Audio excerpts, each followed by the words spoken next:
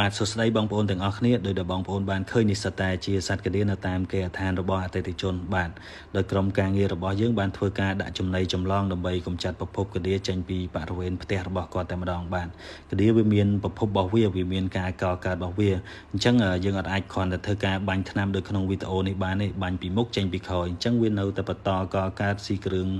សង្ហារឹមគ្រឿងលម្អផ្សេងបានដដែលបាទ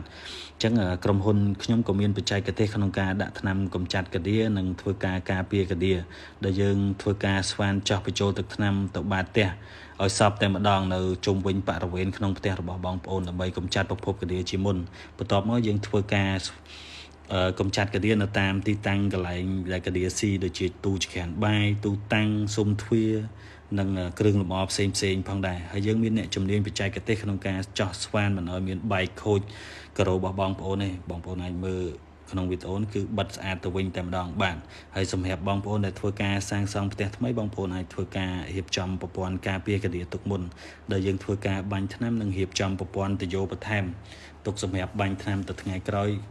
នៅរយៈពេលមួយដែលក្រុមហ៊ុនបានធ្វើការកំណត់ជូនផងដែរបាទអញ្ចឹងសម្រាប់បងប្អូនដែលមានតម្រូវការសេវាកម្មកម្ចាត់កឌៀសេវាកម្មរៀបចំប្រព័ន្ធការពារកឌៀបងប្អូនអាចធ្វើការទំនាក់ទំនងមកក្រុមហ៊ុន Molly Pest Control Service តាមរយៈ Facebook Page ឬក៏លេខទូរស័ព្ទដែលក្រុមការងាររបស់យើងដាក់នៅលើវីដេអូផងដែរបាទសូមអរគុណ